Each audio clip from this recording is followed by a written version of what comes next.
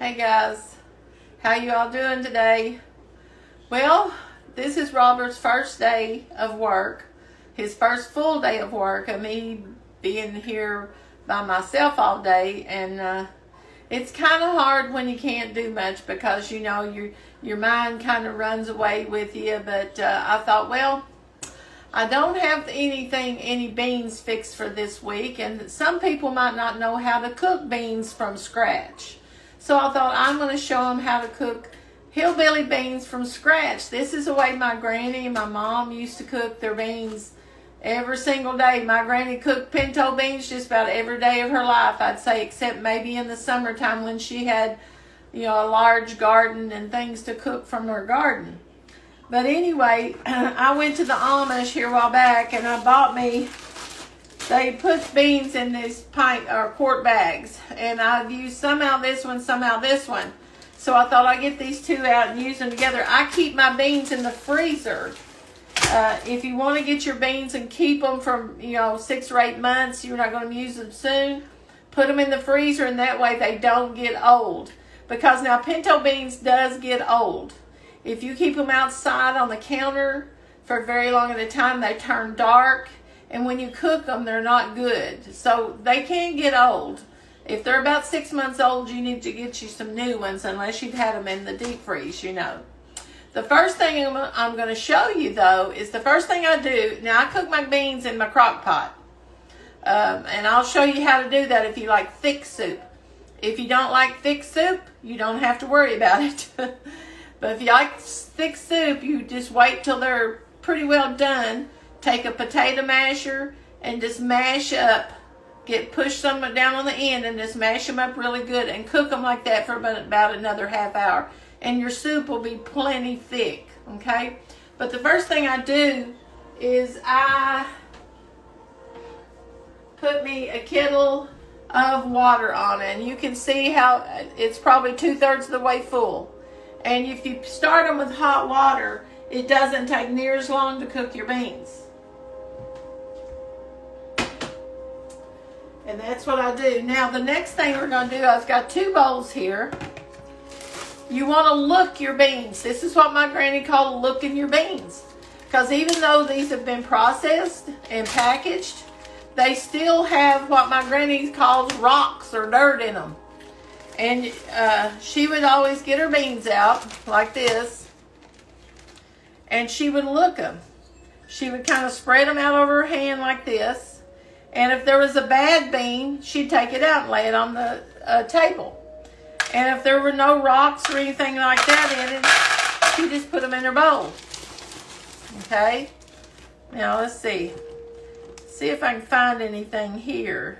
Now, here's a bean that she would consider a bad bean. It's kind of dried up looking. It's not a good looking bean. So she'd take that out. And let's see.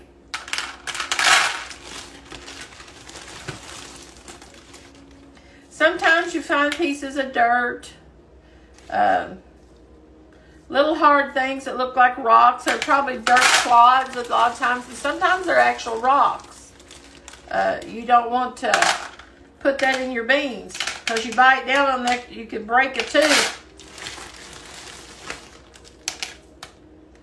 And get out as many beans. Sometimes there are bug holes in beans. Let me put this here. I'll just pour these in this one. And put a few of these in there. About enough to make a mess. That'd probably be enough right there. I can get them out easier that way. Now there's a bad bean, see? Let me turn around. See the bad bean? So we take it out. There's one that's kind of been bugs eat on. That one doesn't look too good. If it just doesn't look good, I take it out,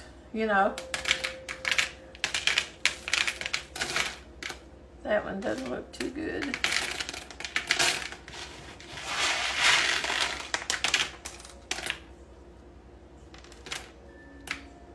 Sometimes you find a bunch, and sometimes you don't find many at all.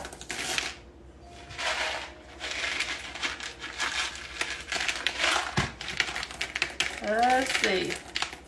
You get to where you kind of let them roll off your hands and look. When you've done this a little bit, you kind of know what you're looking for. And it's no big deal. And usually, if you get a bean in there it's not good, once they start cooking, get hot, it will float to the top. But not, not every bean that floats to the top is always a bad bean. Now, there's a bad one. See how something has eaten on this? See what it looks like? Now, the next thing we're gonna do is you want to get your tap water hot, and you want to rinse these 3 times. Rinse them, pour the water off, rinse them, pour the water off, and on the 3rd time you reach and get handsful out and put them in your crock pot, okay? Let me turn you around this way just a little bit. Okay? Now, just kind of like this. You want to fill them with the water.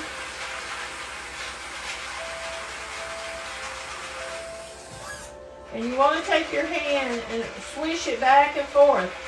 Because sometimes these beans are really dirty. Then put your hand right here. Or you can put them in a colander. I just don't put it in there usually.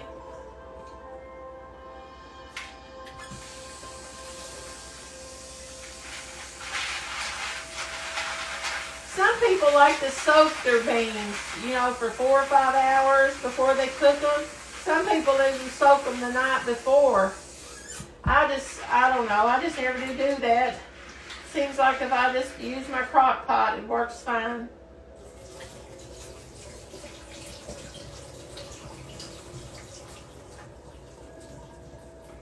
Now, this is the 3rd rinse. And this time, we're going to rinse. And we're going to put them in the crock pot, okay? You just get you a handful like this. Let the water, most of the water run off.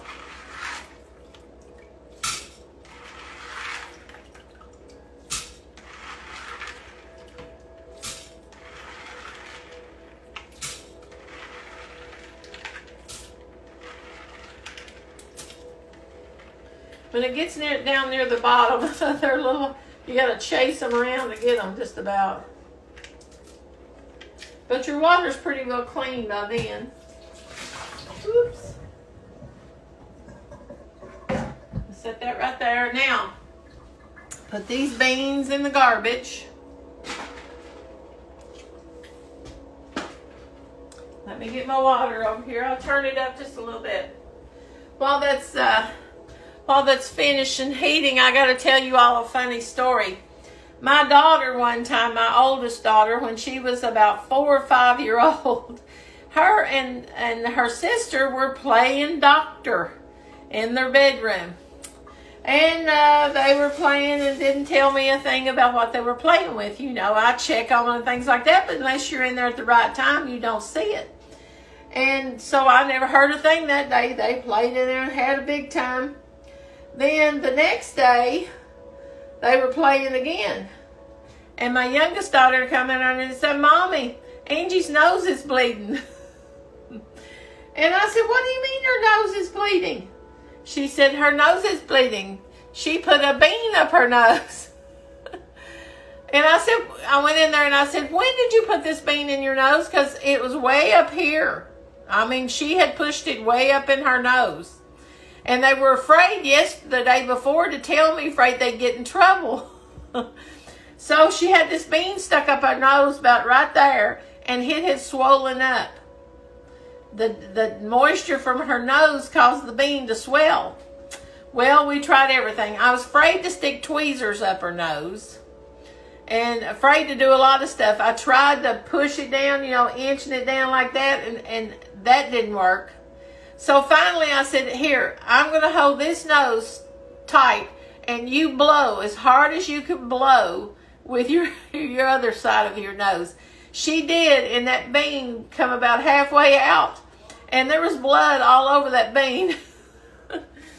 But that was, I mean, guys, when you think these little ones won't do things, it's good to let them play and things, but you better keep an eye on them. I'll tell you, if there's an orifice they can stick something in, trust me. And they're little, they'll try it. They will try it. And after that, though, she never did stick anything else in her nose, and neither did the other kids. I think they saw from her little escapade there that didn't turn out too good when you do stuff like that. But anyway, just a little fun thing about fixing beans. Make sure you get all your beans picked up in the garbage too. So now I'm going to let you all see right here. That's about how many beans I've got in here. Just more or less covers the bottom of the crock pot. And that will cook up and make a pretty good mess of beans, you know.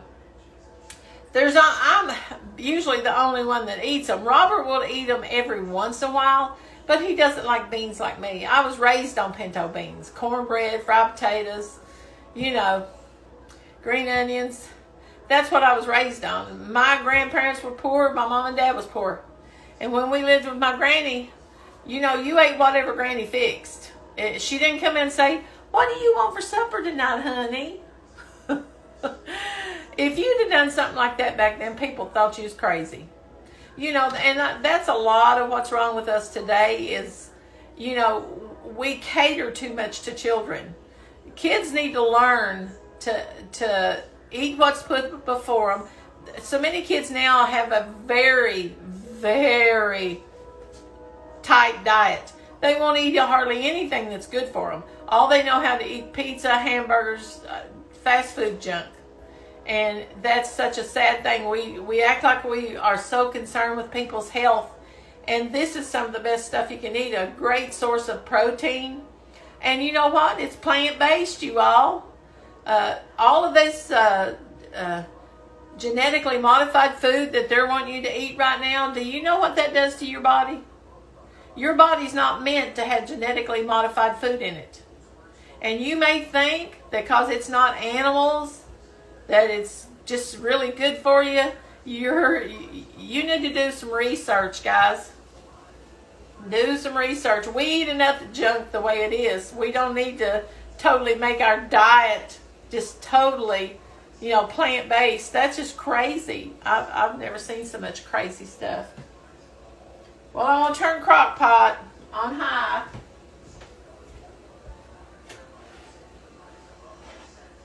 And Robert would probably have a fit if he saw me lifting this hot water with my weak arm, but it'll be okay.